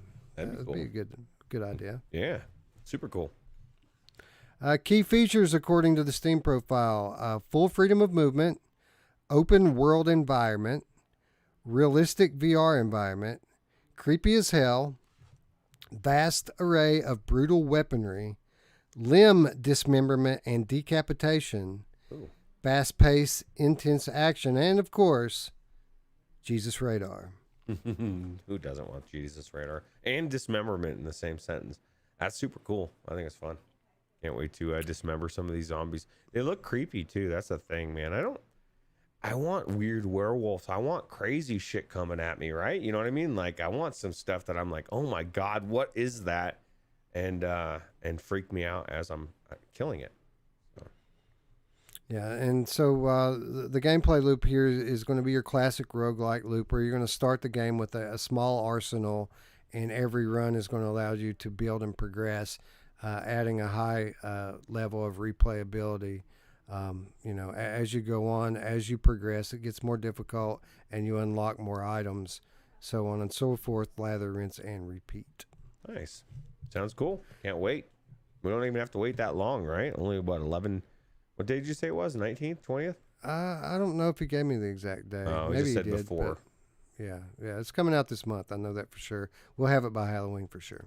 Cool. So 22 days or less. Countdown's on. Yep. Could be tomorrow. Who Yeah, knows? it could be. Yeah, it could be right now. All of a sudden, we're playing it. Anyway, with that said, let's get into the week's reminders. Take a look at what's out this week for sure.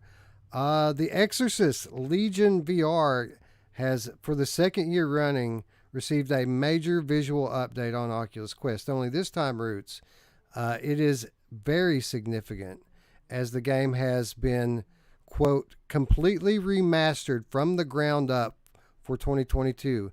The update brings overhauled graphics, hyper-realistic lighting effects, and deluxe 3D audio to the users from start to finish. Roots, I haven't been in to play this one yet. But I've seen some side-by-side stills of the original Quest version of Exorcist Legion VR versus what it is now, and I can tell you that it looks like a completely different game. It looks like a completely different game. This is a major reworking from the ground up. Wow. And into making this game a lot closer to the deluxe PC edition and the PSVR edition. Crazy. How cool is that? I like when developers don't give up. They just keep plugging away at their game. They release it. They got to release it. They make it better, and they're making it even better. I know they've actually done a couple releases on this game, right? And it tells me a lot about the developers, and it's smart for them because now they're getting their whole another cycle of news. You know what I mean? Right around Halloween. And I guarantee people are going to run out and buy this just because maybe they never tried it before. And yeah, definitely cool.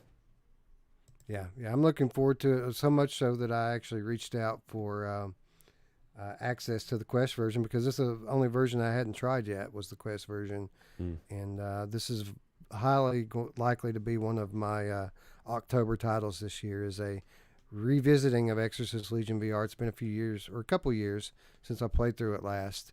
And I think we're going to do it again and do it on Quest this time. Look how easy it is to get this from Meta, man. Just click the Get app. You got it. You know what I mean? You're right there. Unless it's a second store, then you can't find it anywhere. But that's really cool. The cool thing is I must own it, I guess. Yeah, it is a cross-buy title. It's exactly what I was about to say, so that's probably why it says that. Oh, cool. Anyway, Fun Train, that's not all. They're staying busy this Halloween season as Twilight Zone VR also receiving a Halloween update.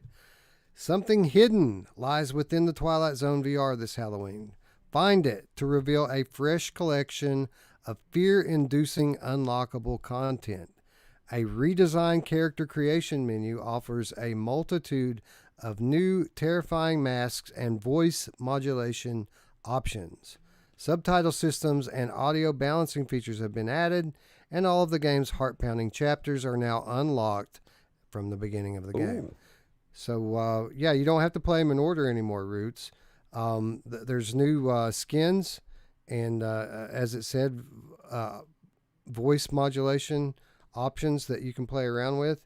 There are new unlockable collectibles, new collectibles that you can find all around all the chapters. And I don't know if you remember the first chapter, how it kind of had a Christmas theme to it.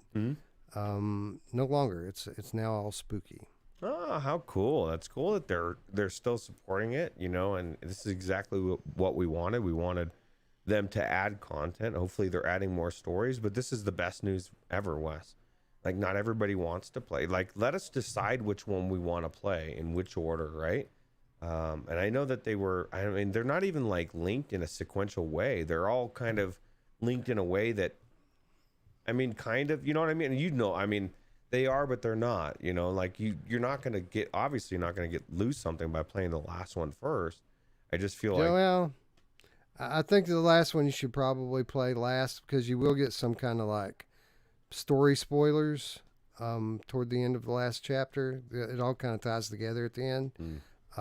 But the first two are interchangeable. Like it doesn't matter. The first one doesn't need to be first. You know what I'm saying? Well, I just think that if they're going to, especially down the road, if they're going to have all these different stories, they need to be individual to some extent to where, you know, maybe there's 20 different stories at some point and you can play any which one that you want to, you know? So. Yeah. So shout out to Fun Train. Thank you as always for being so cool and keeping us in the loop on what's going on with your studio. And yeah, looking forward to revisiting both of these titles as the month goes on. Absolutely. But Roots, we must digress as, you know, Beast Shall Rise isn't the only title that we've been kind of following for years that kind of fell off the radar and has since resurfaced. In fact, this next title we've been talking about a lot in recent weeks.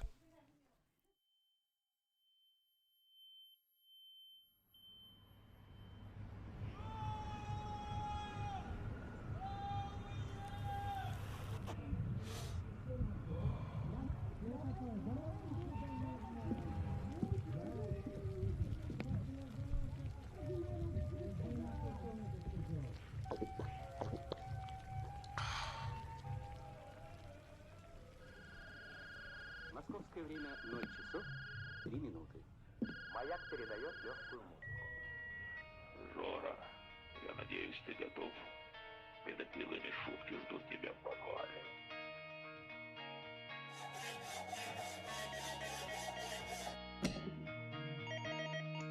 Посылка доставлена. Пора чистить норы.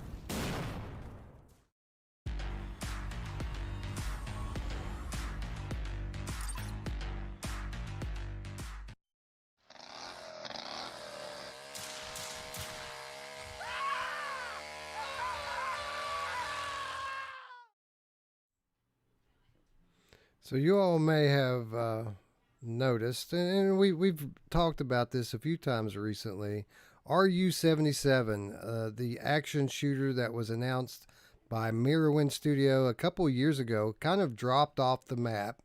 And I don't know, Roots, what was it, about 2 months ago that we started asking questions about this title? We reached out to the developer directly, and they replied to us that they had recently picked the development of the game back up and that we would get more news soon.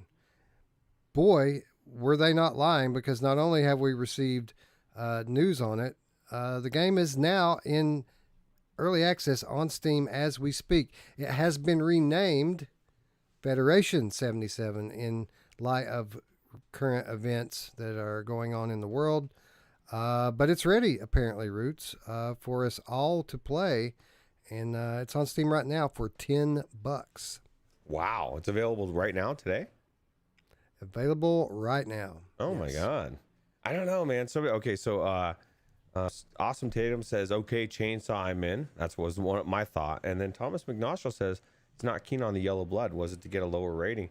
I don't think that. This is my thing. Maybe I think this is a very artistic game, and that zombies have yellow blood.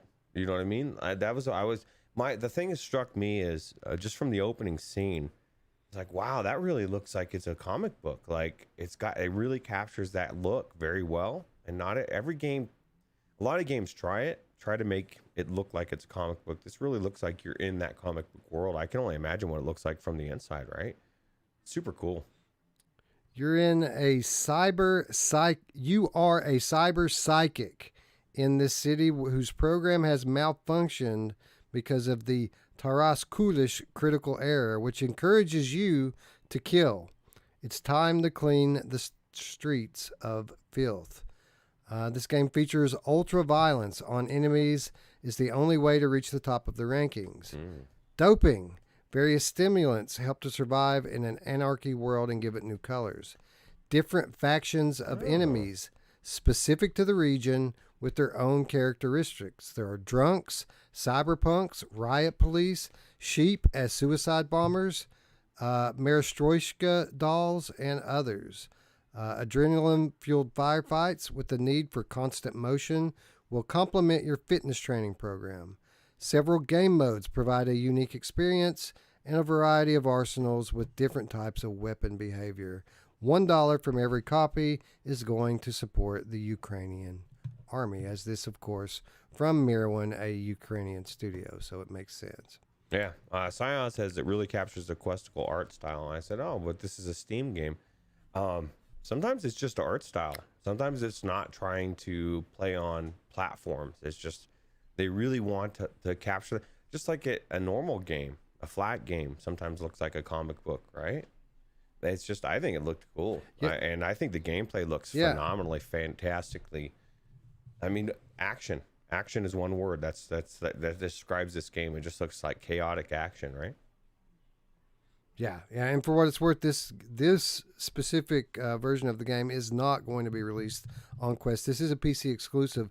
Now, there is another game, Desperate Vladivostok, which is kind of based on this one that's coming to Quest, I think later this year, and also coming to Sony platform. I'm not sure if it's coming to PSVR 1 or PSVR 2 at this point. But this game, this version, Federation 77, is PC exclusive for what it's worth. Super cool. I don't know. To me, the gameplay looks really fast and cool. And can't wait to get in there and check it out. It's on a 10% launch discount right now, so you can actually pick it up for $9 if you get it today. And we're going to be talking about the game and giving some impressions on it this Wednesday on Strangers in the Night. Again, along with Runner from Truett Pixel and Requisition, which someone was just asking about in the chat. Yes, Requisition's coming on the 20th, but we have an early copy and I'm going to be checking it out and talking about it this week. So if you haven't already, make sure you're subscribed and make sure you ring the bell. What a banger. 3 games that are just dropping right around this time, right? Super cool. Yeah, pretty awesome. Like this week shaped up quickly. Thanks to my email inbox and thanks to all of our awesome friends from across the industry. Yep. Anyway, one more title out this week, and this one kind of floating under the radar. I was kind of surprised as I stumbled upon it today. Looks pretty cool. Hi there, I'm Joe, Senior Puzzle Master here at Egression Inc., the world's premier escape room establishment. Here you'll find all new, 100% unique escape rooms, like the Game Room, the Deep Sea Lab, wait, that's just the employee lounge? Moving on. We've handcrafted a whole slew of puzzles to take you on an adventure that's to die for. Just kidding. You're totally safe. I'm not kidding about the puzzles though. There are plenty of those to solve. Of course, while you're having fun, please be responsible. After all, we wouldn't want anything bad to happen. Like that. Ready to escape some rooms? Let's get you started.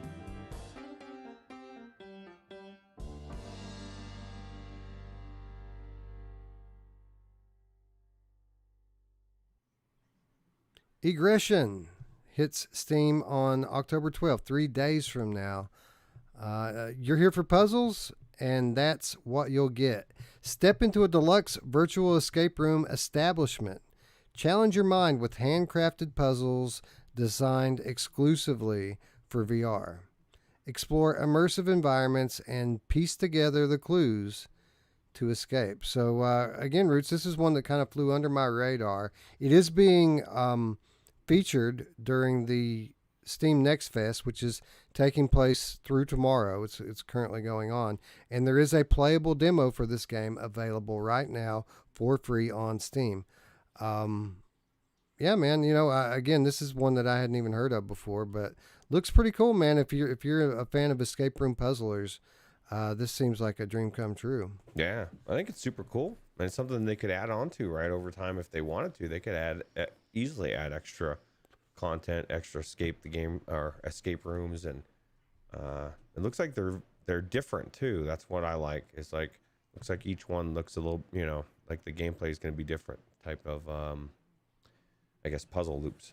So yeah, it's like the hub is just kind of this overworld facility that is what it's supposed to be. It's a kind of a museum, if you will, of escape rooms where you kind of go through and visit different ones and work on them. And you're right.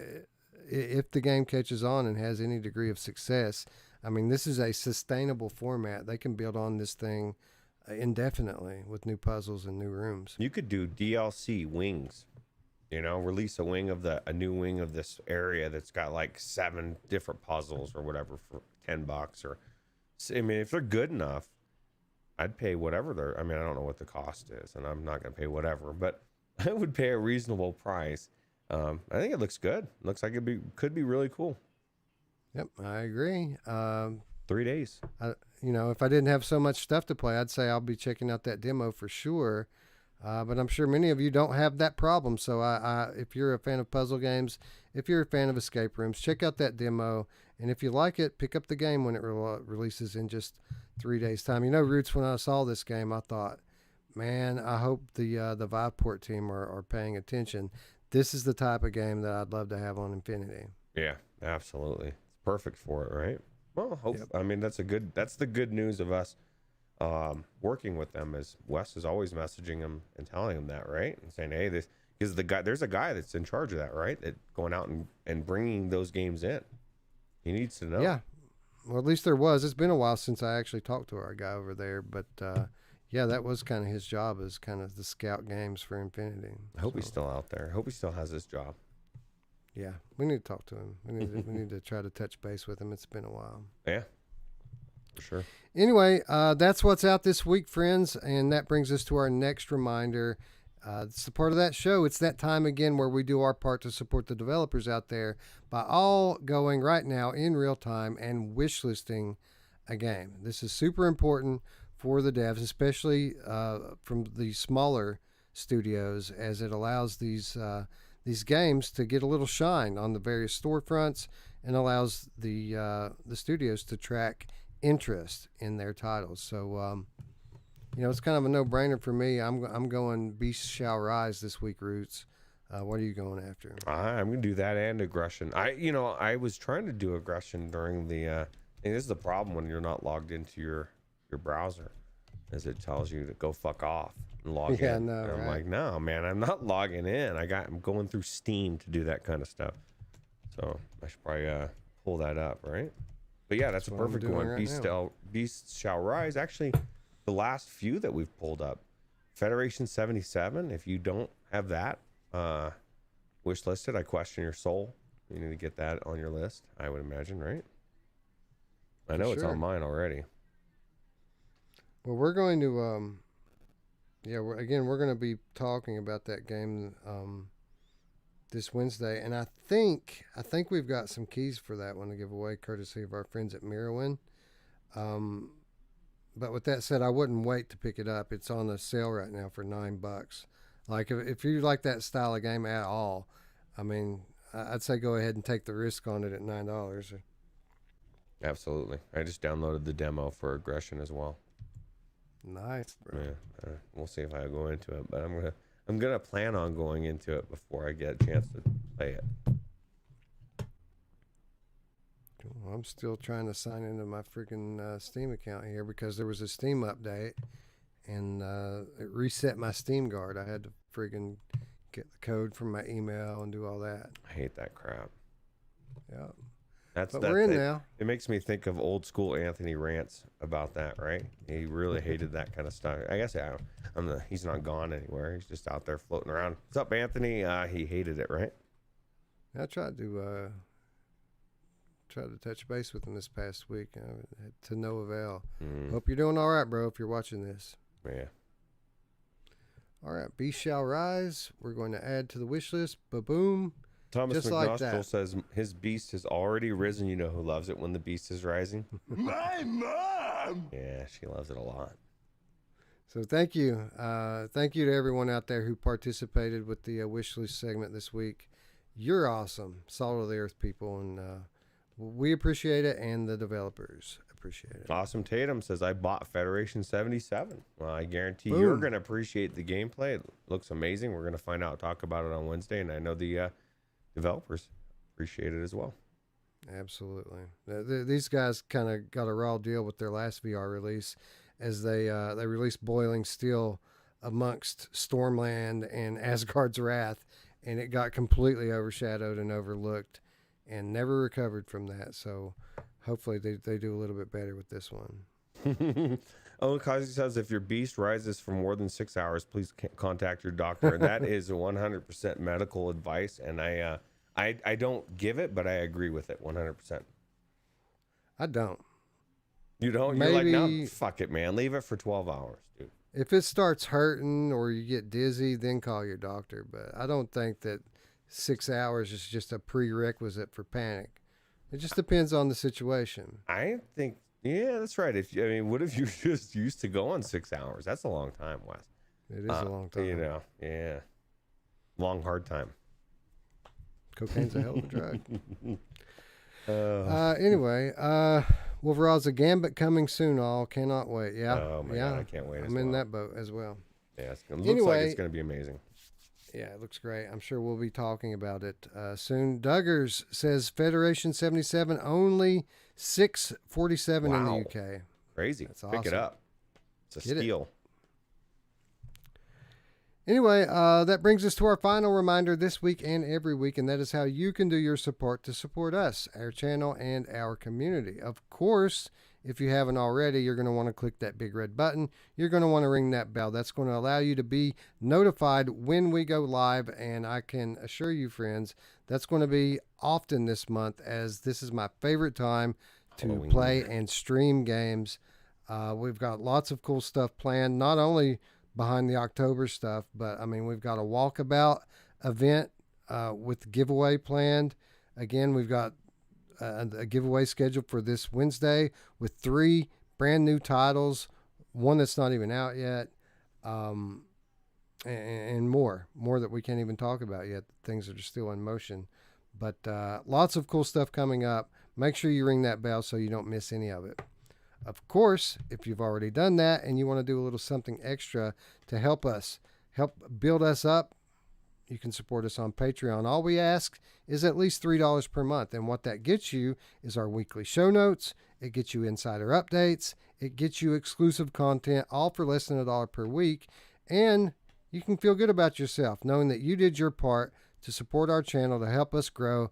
And let's be honest, to help us get ready for the massive undertaking that is going to be the 2022 show. Now, speaking of which, that's not all you get for your Patreon membership. You also get to you get access to the exclusive meeting at the end of the year when we decide who wins the award categories. The patrons get a vote.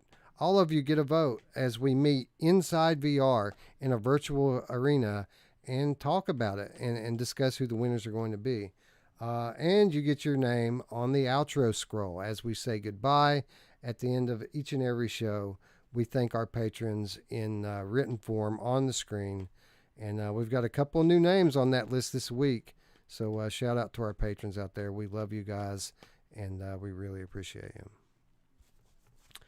Anyway, lastly, the Discord. Maybe you don't have any money. That's okay. You can still hang out with us and have access to us 24/7 by joining the Virtual Strangers Discord. You'll find an invitation link in the description down below, and that's where we live. That's where we all kind of hang out, lurk, talk about VR games, talk about flat games, talk about life, get together and play, get together and hang out. It's a family atmosphere, and we invite you to become part of that family. Again, absolutely free. All you got to do is click the link down below. Come home. We miss you. Ryan Brandon says the winner is Lizzo and Beat Saber runner-up. What the bat? Oh man, I want to see Mash play both of those games back to back. I don't understand Mash. You wanna create some hype around the channel, dude. You need to do that stream. Build it up for like a month. Real-time review. Garbage of the Sea, real-time review. Yeah, for real. Absolutely. Anyway, with that said, friends, I'd like to thank you all once again for watching. For Roots, I'm Wes. We will see you tomorrow on the VR Crewcast. Bye. Take it easy.